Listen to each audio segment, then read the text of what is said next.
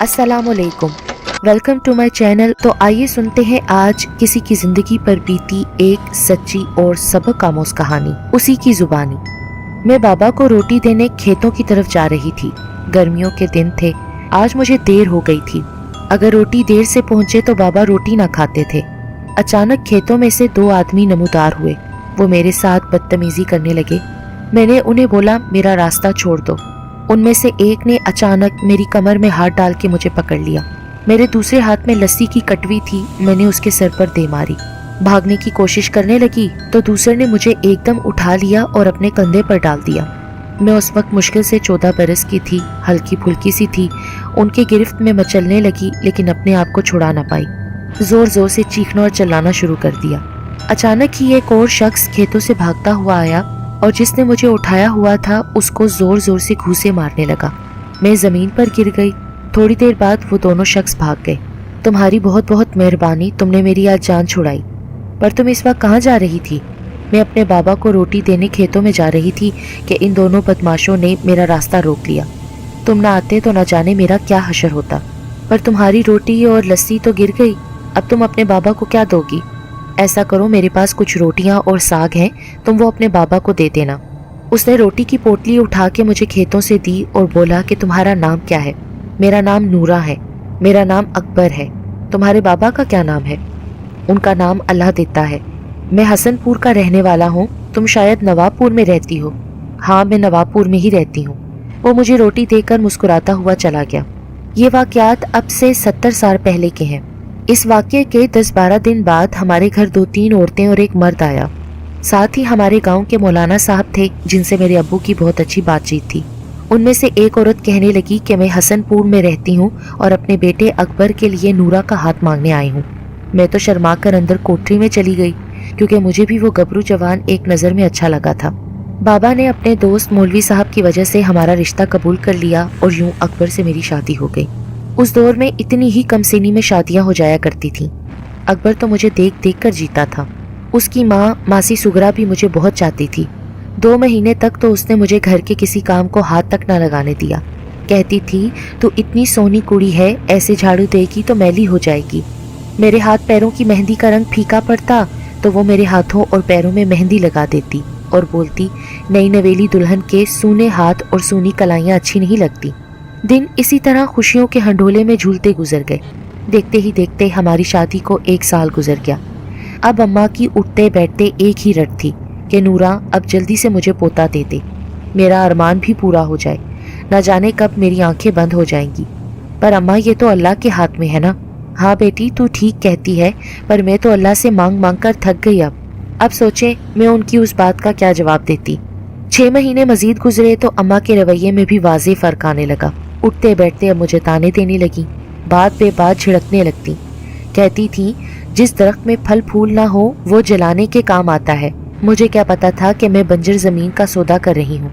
वो ये बातें मुझे सुनाने के लिए करती थी। मैं अम्मा की उन बातों से हर वक्त परेशान रहने लगी। मेरी उस उदासी और परेशानी को अकबर ने भी महसूस कर लिया और मुझसे एक दिन बोला, क्या बात है नूरा, तू आजकल इतनी उदास और परेशान क्यों रहती है? नहीं, ऐसी तो कोई बात नहीं। मैंने उसे टालने की कोशिश की।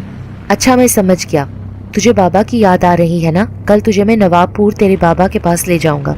फिर वो मुझे मेरे बाबा से मिलवाने ले गया। माँ तो मेरी पहले ही फोत हो गई थी। मेरा सिर्फ एक बाप था और एक मैं। मेरा कोई और बहन भाई भी नहीं था। मुझे अपने बाबा बीमार लगे। मैंने परेशान होकर कहा, बाबा तुम्हारी तबीयत खराब है, तुम दवा क्यों नहीं लाए? भाई, मैं गाँव के हकीम साहब से दवा तो लाया हूँ, लेकिन उससे कोई अफाका नहीं होता। बाबा, मैं तुम्हें शहर के बड़े अस्पताल में कल ले जाऊंगा, तुम तैयार रहना, मैं तांगा लेकर आऊंगा। मैं भी चलूंगी अकबर। दूसरे दिन हम बाबा को शहर के अस्पताल ले गए। डॉक्टर साहब ने बाबा का मुआयना किया, कुछ दवाएं दी, अकबर को कुछ हदायत दी और हम लोग अपने गाँव वापस आने के लिए सफर पर रवाना हो गए। मुझे अकबर के चेहरे पर कुछ अजीब से तासुरात नजर आए। मैंने पूछा, बताओ बाबा के बारे में डॉक्टर ने क्या कहा? उसने मुझे कहा कि तुम्हारे बाबा को बड़ी बीमारी है। मेरे सर पर तो गोया आसमान टूट पड़ा, क्योंकि बड़ी बीमारी उस जमाने में टीबी को कहा जाता था। उस वक्त तक वो बीमारी नाकाबिले इलाज थी। मैं ये सुनकर बुरी तरह रोने लगी। अकबर ने बमुश्किल मुझे तसल्ली दी। मुझे बोला, डॉक्टर साहब ने कहा है कि अभी उनकी बीमारी इतनी ज्यादा नहीं, दवाओं से ठीक हो जाएगी। मैं जानती थी कि अकबर मुझे झूठी तसल्लियां दे रहा है। खैर जब मेरी सास को इस बीमारी का पता चला तो उसने भी मेरी दिलजोई की। असल में वो दिल की बुरी नहीं थी, उसे सिर्फ वारिस चाहिए था। आखिर एक मनहूस सुबह बाबा इस दुनिया से रुखसत हो गए। मैं तो गम से पागल हो गई। इस मौके पर मुझे मेरी सास और मेरे शोहर ने बहुत सहारा दिया। फिर मैं आहिस्ता आहिस्ता घर के कामों में दिलचस्पी लेने लगी। जब 3-4 महीने गुजरे तो फिर अम्मा के रवैये में तब्दीली आ गई। उस दिन पड़ोस की मासी जीना हमारे घर आई हुई थी। मासी जीना अम्मा को कहने लगी, तेरी बहू की गोद अभी तक हरी नहीं हुई। अम्मा ने ठंडी सांस लेकर कहा, कभी बंजर जमीन भी फसल देती है। मैंने तो अपने बेटे की किस्मत ही फोड़ दी। पर इसमें मायूसी की क्या बात है सुगरा? अभी कौन सी अकबर की उम्र गुजर गई है, तो उसकी दूसरी शादी करा दे, वरना पोता खिलाने की आस ही लिए इस दुनिया से गुजर जाएगी। लेकिन अकबर इस पर कभी राजी नहीं होगा, क्योंकि इस चुड़ैल ने तो अकबर पर ना जाने कौन सा जादू किया है कि वो इसके खिलाफ एक लफ्ज भी सुनने का रवादार नहीं। उन दोनों की बातें सुनकर मेरी तो आंखों से आंसू बहने लगे। उस वक्त मुझे मेरे बाबा बहुत याद आए। मैंने उस रोज फैसला कर लिया कि आज ही अकबर से साफ साफ बात करूंगी और उसे बता दूंगी कि अम्मा का रवैया मेरे साथ क्या है, क्योंकि इससे पहले मैंने उसे कभी कुछ भी नहीं बताया था। खैर अकबर घर आया, मैंने उसे खाना वगैरह दिया। फिर वो मुझे कहने लगा, क्या बात है नूरा, क्या तुम मुझसे नाराज है? हाँ, मैंने बुलंद आवाज में कहा और उसे अम्मा के रवैये के बारे में बता दिया। अकबर तो ये सुनकर तड़प कर उठ बैठा और बोला, तूने मुझे पहले क्यों नहीं बताया? पहले बताती तो तू क्या कर लेता? मैं अम्मा से ये तो कह सकता था ना कि औलाद देना या ना देना किसी बंदे के हाथ में नहीं है। तो क्या वो तुम्हारी बात समझ जाती? वो तो मुझे बंजर जमीन कहती है। बंजर जमीन भी कभी फसल देती है क्या? चल नूरा, तू अम्मा की बात का बुरा ना मनाया कर, वो अब बूढ़ी हो गई है। तूने तो सुना नहीं कि बूढ़ा और बच्चा बराबर होता है? अरे वो तो पोते के लिए तुम्हारी दूसरी शादी करने जा रही है, पर ये नहीं हो सकता। अम्मा नहीं ऐसा कह सकती। मैं अगर अपने कानों से ना सुन लेती ना तो मुझे भी यकीन नहीं आता। और मासी जीना अम्मा को दूसरी शादी के मशवरे दे रही है। पर मेरी प्यारी नूरा, इधर की दुनिया उधर हो जाए ना तब भी मैं दूसरी शादी नहीं करूँगा। उसके बाद से घर में मासी जीना की आमदोरफ्त बढ़ गई। अम्मा ने आखिर अकबर के लिए एक लड़की पसंद कर ही ली। वो उस गांव के एक मज़ारे की बेटी थी। रात को अकबर खाना खाकर बैठा तो अम्मा ने कहा, मुझे तुझसे एक ज़रूरी बात करनी है। अकबर बोला, अम्मा ऐसी कौन सी ज़रूरी बात है जिसके लिए तू पहले से मुझे बता रही है? हाँ बोल, मैं सुन रहा हूँ। अकबर, मैंने तेरी दूसरी शादी कराने का फैसला कर लिया है। दूसरी शादी? अम्मा मुझसे एक ही नहीं संभलती, तू दूसरी शादी की बात कर रही है? क्यों, मेरी जान की दुश्मन है? मैं तो दो बीवियों के दरमियान चक्की के 2 पार्टों की तरह पिसकर रह जाऊंगा। मेरी बात को मजाक में मत टाल अकबर, संजीदगी से सुन। मुझे पोते की शदीद ख्वाहिश है और नूरा तो मेरी ये ख्वाहिश पूरी करने से रही। क्यों अम्मा, नूरा क्या औरत नहीं है? औरत है, लेकिन अगर ये मेरी ख्वाहिश पूरी करने के काबिल होती तो अब तक कर चुकी होती। ये अधूरी औरत है। बांझ औरत तो अधूरी ही होती है ना बेटा। कान खोलकर सुन ले अम्मा, मैं किसी भी कीमत पर दूसरी शादी नहीं करूँगा। ये कहकर अकबर पैर पटकता हुआ सीढ़ियाँ चढ़कर ऊपर चला गया। पता नहीं इस चुड़ैल ने न जाने अकबर को उल्लू का गोश्त खिलाया है या कोई जादू किया है कि वो मेरी बात सुनता ही नहीं। लेकिन मैं भी अपनी जिद की पक्की हूँ, देखती हूँ वो कब तक ये बात नहीं मानता। अम्मा की ये बात सुनकर तो मुझे फिक्र पैदा हो गई। वो वाकई अपनी जिद की पक्की थी। अकबर को अपनी जान की कसम देकर, मरने की धमकी देकर मजबूर कर सकती थी। अचानक मुझे शीदा का ख्याल आया। शीदा मेरी पड़ोसन थी और वो मुझसे मोहब्बत करती थी। दूसरे दिन मैंने अकबर से कहा कि मुझे नवाबपुर छोड़ दे, वहाँ मैंने अपनी पुरानी सखी सहेलियों से मिलना है। अकबर ने मुझे उसी दिन नवाबपुर छोड़ दिया। शीदा अक्सर पीर साहब के पास जाया करती थी और उनसे तावीज़ वगैरह लाती थी।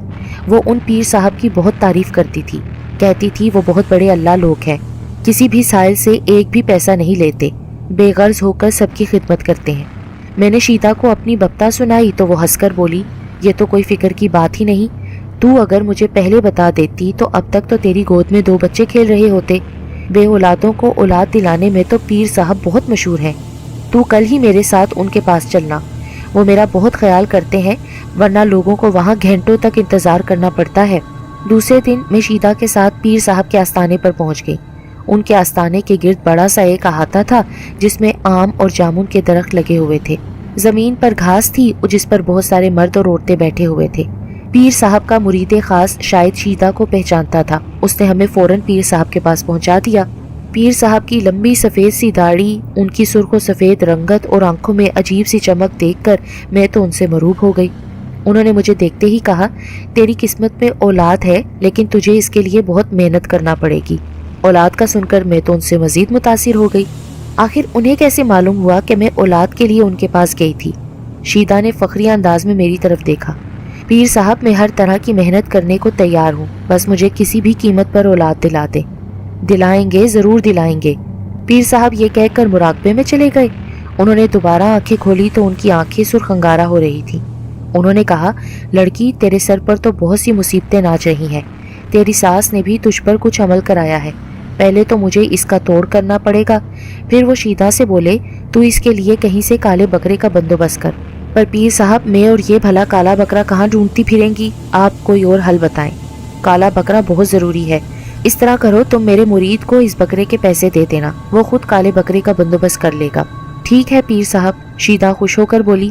بس اب تم جاؤ، باقی کام تمہیں میرا مرید بتا دے گا۔ میں اور شیدا وہاں سے خوشی خوشی باہر نکلے۔ مرید نے بتایا کہ ہمیں بکرے کے لیے 15 روپے دینے کی ضرورت ہے۔ 15 روپے کی رقم اس دور میں بہت اہمیت رکھتی تھی۔ اکبر اکثر مجھے پیسے دیتا رہتا تھا، میرے پاس اس وقت بھی 20-25 روپے تھے۔ میں نے فوراً 15 روپے نکال کر مرید کے ہاتھ پر رکھ دیے۔ کالے بکرے کے خون پر پیر صاحب کوئی عمل کریں گے، مرید نے بتایا۔ اب تم لوگ کل اسی وقت آنا۔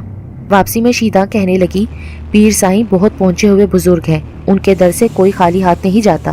شام کو اکبر مجھے لینے آیا تو شیدا نے کہا، اکبر بھائی، نورا کو کچھ دن یہیں چھوڑ دو، یہاں آ کر اس کا دل کچھ بہل گیا ہے۔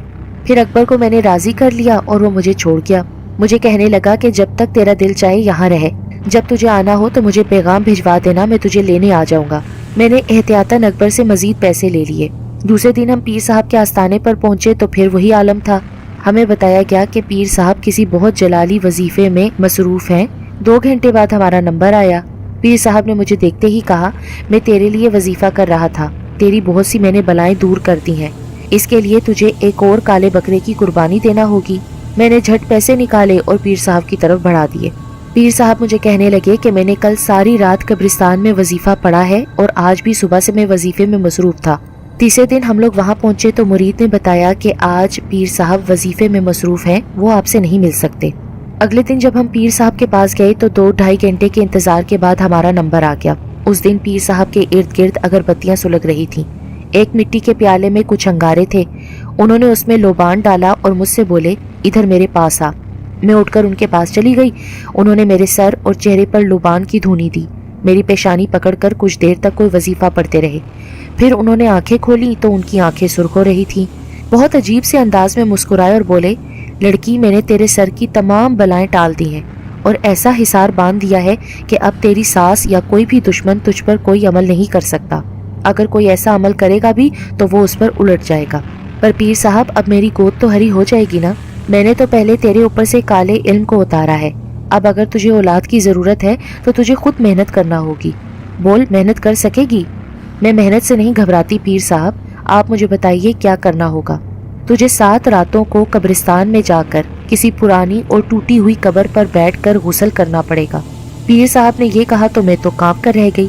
قبرستان جانے اور وہ بھی رات کے وقت، پھر کسی پرانی قبر پر بیٹھ کر نہانا، کوئی بھی لڑکی ہوتی تو اسی وقت ہمت ہار دیتی، لیکن میرے دل میں اکبر کی محبت اتنی شدید تھی کہ میں نے عمل کرنے کی حامی بھر لی۔ ایک بات کا خیال رہے، تجھے آدھی رات گزرنے کے بعد قبرستان میں جانا ہوگا اور بالکل اکیلے جانا ہوگا، لیکن قبرستان کے باہر تک تو کسی کے ساتھ بھی جا سکتی ہے۔ اس عمل کا ایک مخصوص وقت مقرر کر لے، 7 دن میں ایک دفعہ میں ناغہ نہیں ہونا چاہیے۔ نہاتے ہوئے تو کوئی دنیاوی خیال دل میں مت لانا، بس اللہ کو یاد کرنا۔ میں بھی یہاں بیٹھ کر چلا کاٹوں گا اور تیری حفاظت کے لیے اپنے موکلوں کو بھیج دوں گا۔ ایک بات اور سمجھ لے، اگر تو خوفزدہ ہو کر وہاں سے بھاگی تو عمل باطل ہو جائے گا۔ غسل کرنے کے بعد تجھے قبرستان کے دوسرے راستے سے باہر آنا ہوگا۔ اب جا اور میرے کہنے پر عمل کر۔ جب ہم وہاں سے واپس نکلے تو میں بہت پریشان تھی۔ نورا، کیا تو یہ عمل پورا کر لے گی؟ ہاں، میں اکبر کے لیے اور اپنی اولاد کے لیے کچھ بھی کر سکتی ہوں، پر تو آدھی رات گزرنے کے بعد قبرستان میں کیسے جائے گی؟ پیر صاحب نے کہا ہے نا کہ انہوں نے میرے گرد حفاظت کا حصار کھینچ دیا ہے اور ان کے موکل بھی میری حفاظت کریں گے۔ پر ایک بار تو سوچ لے نورا، اگر عمل ادھورا رہ گیا اور تو وہاں سے ڈر کر بھاگ آئی تو پھر تو کبھی من کی مراد پوری نہ کر پائے گی۔ کوئی نہیں، میں یہ کر کے ضرور دیکھوں گی، اگر ایسا ہوا تو میں اسے اپنی قسمت کا لکھا سمجھ کر قبول کر لوں گی۔ پیر صاحب نے جمعرات کی رات سے عمل شروع کرنے کو کہا تھا۔ وہ عمل پورے 7 دن تک یعنی بدھ کے روز تک جاری رہتا۔ اس دن منگل تھا، اس لیے میں اطمینان سے سو گئی۔ سچی بات تو یہ ہے کہ میرا دل خود بھی بہت خوفزدہ تھا کہ میں قبرستان میں آدھی رات کے بعد اکیلی کیسے جاؤں گی، پھر کسی پرانی قبر پر بیٹھ کر غسل کرنا اس سے بھی بڑا مرحلہ تھا۔ اگر کوئی مجھے اس حالت میں وہاں دیکھ لیتا تو پھر میں نے اپنے دل کو تسلی دی کہ آدھی رات کے بعد قبرستان میں بھلا کون آئے گا۔ بدھ کے روز آدھی رات گزرنے کے بعد ہم دونوں گھر سے نکلے۔ پانی کی بھری ہوئی بالٹی اور ایک ڈونگا ہم نے اپنے ساتھ لے لیا۔ رات کے سناٹے میں تو مجھے درخت بھی ایسے لگ رہے تھے جیسے لمبے لمبے بھوت کھڑے ہوں۔ قبرستان وہاں سے کافی دور تھا۔ وہاں تک پہنچنے میں ہم دونوں تھکن سے چور ہو گئے۔ ایک تو راستہ کچھ زیادہ تھا، دوسرے پانی کی بھری ہوئی بالٹی اٹھا کر چلنے میں مزید دشواری ہو رہی تھی۔ قبرستان کے داخلے میں 2 راستے تھے، دوسرا راستہ قبرستان کے دوسرے سرے پر تھا۔ مجھے یاد آیا کہ پیر صاحب نے کہا تھا کہ غسل کے بعد مجھے دوسرے راستے سے باہر نکلنا ہے۔ میں نے شیدا سے کہا، تو یہاں ٹھہرنے کے بجائے قبرستان کے دوسرے راستے پر جا کر میرا انتظار کر۔ قبرستان کے دوسرے سرے پر تنہا جانا اس کے لیے بہت مشکل تھا، لیکن وہ بیچاری میری محبت اور مروت میں اس پر بھی آمادہ ہو گئی۔ خیر میں نے پانی کی بالٹی اٹھائی اور دھڑکتے دل اور لرزتے قدموں سے قبرستان میں داخل ہو گئی۔ قبرستان میں تو لوگ رات میں جاتے ہوئے خوفزدہ ہوتے ہیں، میں تو ایک تنہا لڑکی تھی۔ مجھے نہ صرف اندر جانا تھا بلکہ کسی پرانی قبر پر بیٹھ کر غسل بھی کرنا تھا۔ میں نے تو قبرستان کے بارے میں بہت سی کہانیاں بھی سن رکھی تھیں، بہت خوفناک کہانیاں کہ گنہگار لوگوں کی روحیں بھوت بن کر قبرستان میں بھٹکتی رہتی ہیں۔ آیت الکرسی کا ورد کرتے ہوئے آگے بڑھ رہی تھی، مجھے ایک پرانی قبر نظر آئی۔ میں نے قبر پر جو ہی قدم رکھا ایک الو کی مجھے چیخ سنائی دی۔ میں تو بری طرح اچھل پڑی، لیکن پھر بھی ہمت کر کے قبر پر بیٹھ گئی۔ اپنے کپڑے اتارے اور پیر صاحب کی ہدایت کے مطابق صرف اللہ کو یاد کرتے ہوئے غسل کرنے لگی۔ میرے تو پورے جسم میں کپکپی دوڑ گئی۔ پتہ نہیں کپکپی خوف کی وجہ سے تھی یا سردی کی وجہ سے، پر میرا پورا جسم سوکھے پتے کی طرح لرز رہا تھا۔ میں نے پیر صاحب کی ہدایت کے مطابق بہت اطمینان سے غسل کیا، پھر کپڑے پہنے اور بالٹی اٹھا کر قبرستان کے دوسرے سرے کی طرف چل دی۔ خوف تو مجھے بہت محسوس ہو رہا تھا۔ میں دل کڑا کر کے قبروں کے درمیان سے راستہ بناتی ہوئی آگے بڑھتی رہی۔ آخر کار قبرستان کے دوسرے سرے تک پہنچ گئی۔ وہاں سے باہر نکل کر میں نے ارد گرد نظر دوڑائی، لیکن مجھے شیدا کہیں نظر نہ آئی۔ میں نے سوچا شاید خوفزدہ ہو کر یا تو وہ واپس چلی گئی تھی یا پھر قبرستان کے اسی راستے پر موجود تھی جہاں میں نے اسے چھوڑا تھا۔ میں ڈری سہمی وہاں تک پہنچی، لیکن شیدا وہاں بھی نہیں تھی۔ جب میں گھر پہنچی تو شیدا لحاف میں لیٹی ہوئی بری طرح کانپ رہی تھی۔ میں نے اسے آواز دی تو وہ چیخ مار کے اٹھ بیٹھی۔ میں نے اس سے پوچھا کہ کیا ہوا؟ تیرے جانے کے بعد میں کچھ دیر تو اس خیال سے وہاں کھڑی رہی کہ ابھی تو خوفزدہ ہو کر بھاگتی ہوئی آ جائے گی، لیکن تیرا تو بہت دل گردہ ہے۔ میں جب دوسرے راستے کی طرف چلی تو مجھے ایسا لگا جیسے قبرستان میں سے کوئی نکل کر میرے پیچھے پیچھے چل رہا ہو۔ میں پلٹ کر بھاگی تو وہ بھی میرے پیچھے بھاگا۔ میں نے تو پھر ایسی دوڑ لگائی کہ گھر آ کر ہی دم لیا۔ اس نے بھی میرا گھر تک پیچھا کیا، پر کون تھا وہ؟ وہ کوئی انسان تو نہیں ہو سکتا، اس کا قد تیری اس چھت سے بھی اونچا تھا، سر اتنا بڑا کہ تربوز لگ رہا تھا، اس کے لمبے لمبے ہاتھوں میں نوکیلے ناخن تھے، وہ چیختا ہوا میرے پیچھے بھاگ رہا تھا۔ شیدا کی بات سن کر تو میں بہت خوفزدہ ہو گئی، لیکن پھر میں نے سوچا یہ شیدا کا وہم ہوگا۔ تھوڑی دیر بعد ہم دونوں سو گئے۔ سوتے میں بھی مجھے قبریں اور مردے نظر آ رہے تھے اور میں بار بار چونک کر اٹھ بیٹھتی تھی۔ دوسرے دن شیدا کو تیز بخار چڑھ گیا۔ اس حالت میں وہ میرے ساتھ جا بھی نہیں سکتی تھی۔ میرے دل میں خیال آیا کہ میں تنہا کیسے جاؤں گی۔ پھر مجھے اکبر کا خیال آیا، اپنی ہونے والی سوتن کا خیال آیا، تو میں نے جانے کا ارادہ کر لیا۔ میں قبرستان کے اندر ایک ہینڈ پمپ دیکھ چکی تھی۔ میں نے سوچا کہ گھر سے پانی بھر کے لے جانے کی مشقت کیوں کروں، ہینڈ پمپ سے ہی بالٹی بھر لوں گی۔ اب کل کے مقابلے میں مجھے خوف کم محسوس ہو رہا تھا، اس کے باوجود کتوں اور جنگلی جانوروں کا ڈر تو تھا۔ میں ڈری سہمی قبرستان کے دروازے تک پہنچ گئی۔ اندر داخل ہوتے مجھے ایک مرتبہ پھر خوف نے گھیر لیا۔ میں نے ہینڈ پمپ سے بالٹی بھری۔ بالٹی بھرنے کے بعد میں پھر اس قبر پر پہنچی، کیونکہ پیر صاحب نے ہدایت کی تھی کہ غسل مقررہ وقت اور مقررہ جگہ پر ہی کرنا ہوگا۔ میں قبر پر بیٹھی تو مجھے ایسا لگا جیسے قبر کا ایک حصہ ٹوٹ گیا ہو سکتا ہے یہ کل بھی ٹوٹا ہوا ہو۔ میں نے اپنے دل کو تسلی دی، کل تو خوف کے مارے میں نے تو ارد گرد کا جائزہ بھی نہ لیا تھا۔ میں نے اپنے کپڑے اتارے اور غسل شروع کر دیا۔ ابھی میں نے تیسرا یا چوتھا ڈونگا ہی اپنے جسم پر ڈالا تھا، مجھے ایسے لگا جیسے زمین میرے قدموں کے نیچے سے سرک گئی ہو۔ میں دھڑام سے قبر میں جا گری۔ میرے منہ سے دلخراش چیخ برآمد ہوئی۔ اچانک مجھے ایسے لگا جیسے قبر کا مردہ حرکت کر رہا ہو۔ پھر وہ انگریزی میں بولا، Who's there؟ وہاں کون ہے؟ خوف کے مارے تو میری تو گھکی بن گئی کہ یہ مردہ انگریزی زبان میں بات کیوں کر رہا ہے۔ کون ہو تم؟ اس نے میرے اوپر ٹارچ کی روشنی کی۔ وہ کوئی مردہ نہیں تھا بلکہ انگریز فوجی تھا جو اپنی یونٹ سے فرار ہو کر وہاں آ چھپا تھا۔ یہ بات مجھے اسی فوجی نے بتائی۔ وہ تو نہ جانے کب کا ترسا ہوا تھا، میں تو پکے ہوئے پھل کی طرح اس کی جھولی میں برہنہ جا گری تھی۔ پھر میں چیختی رہی، کسمساتی رہی، لیکن ہونی کو نہ روک سکی۔ بعد میں اس نے مجھے قبر سے نکالا، میں نے اپنے کپڑے پہنے اور ہارے ہوئے جواری کی طرح واپس چل دی۔ اب مجھے کوئی خوف محسوس نہیں ہو رہا تھا، نہ کسی بھوت کا، نہ چڑیل کا، نہ مردے کا۔ میں گھر واپس پہنچی تو شیدا میرے انتظار میں جاگ رہی تھی۔ مجھے دیکھ کر بولی، نورا تو تو بہت دل گردے والی لڑکی ہے، تو ضرور کامیاب ہوگی، پر میں کل سے وہاں نہیں جاؤں گی۔ کیوں، کیا تیرے پیچھے بھی وہی بھوت لگ گیا تھا؟ ہاں شیدا، آج وہ بھوت میرے پیچھے لگ گیا تھا، میں نے اسے جواب دیا اور اجڑی اجڑی سی اپنی چارپائی پر گر گئی۔ میری ساس کہتی تھی کہ کام مت کر، میلی ہو جائے گی۔ آج تو میں واقعی میلی ہو گئی تھی، میں نے اکبر کی امانت میں خیانت کی تھی۔ پھر میں نے یہ سوچ کر دل کو تسلی دی کہ میں نے جان بوجھ کر تو ایسا نہیں کیا، بھول چوک کو تو اللہ بھی معاف کر دیتا ہے۔ میں نے دوسرے ہی دن اکبر کو پیغام بھجوا دیا کہ مجھے آ کر لے جاؤ۔ اب میں نے سوچ لیا تھا کہ اولاد تو میری قسمت میں ہے ہی نہیں، ورنہ میرا عمل یوں ضائع نہ ہوتا۔ اکبر شام کو ہی آیا اور مجھے گھر واپس لے گیا۔ وہ بہت خوش تھا کہ نورا تیرے بغیر تو گھر مجھے کاٹنے کو دوڑتا تھا۔ اکبر بھی مجھ سے یوں ملا جیسے ہماری شادی اسی دن ہی ہوئی ہو۔ میں اس کے بعد کھوئی کھوئی رہنے لگی، میرا عمل تو ادھورا رہ ہی گیا تھا، میری عزت بھی جاتی رہی۔ ایک دن بیٹھے بیٹھے مجھے زور کا چکر آیا، یوں محسوس ہوا جیسے اپکائی سے میری آنتیں باہر آ جائیں گی۔ میں ہینڈ پمپ کے پاس جا کر اپکائیاں لینے لگی۔ اماں بھاگی بھاگی آئی اور بولی، نورا تیری طبیعت تو ٹھیک ہے؟ مجھے تو اماں صبح سے چکر اور اپکائیاں آ رہی ہیں۔ اماں کا چہرہ تو خوشی سے دمکنے لگا۔ وہ بھاگی بھاگی گئی اور گاؤں کی دائی حاجرہ کو بلا لائی۔ دائی خاصی عمر رسیدہ اور تجربے کار تھی۔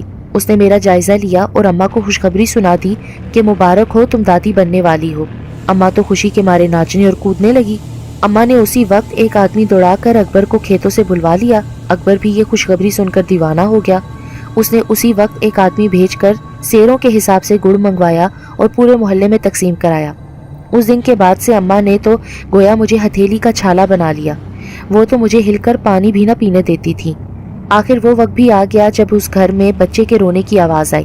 میری حالت خراب تھی، مجھے تو صرف دائی کی آواز سنائی تھی، مبارک ہو، تمہارا پوتا ہوا ہے۔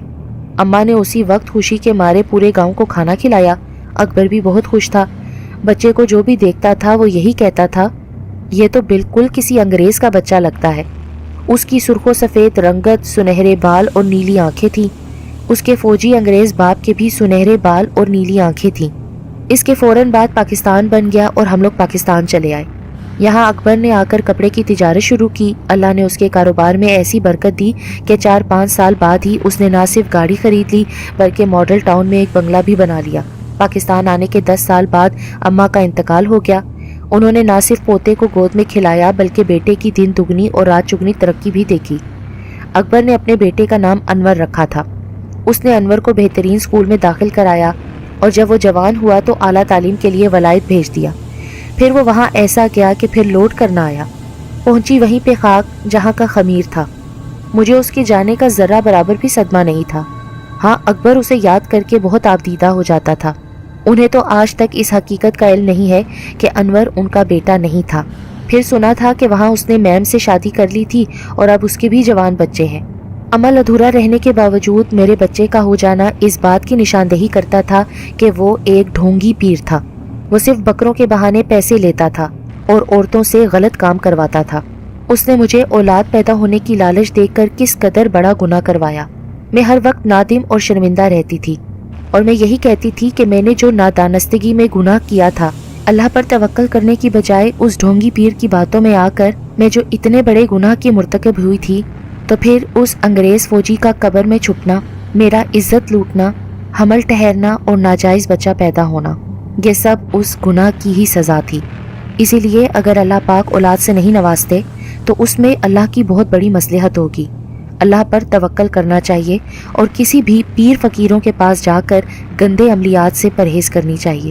یہ نہ ہو کہ آپ کو بھی گناہ کرنے کی سزا اس دنیا میں ہی بھگتنا پڑے، جیسا کہ میں نے اس ناجائز بچے کی صورت میں بھگتی۔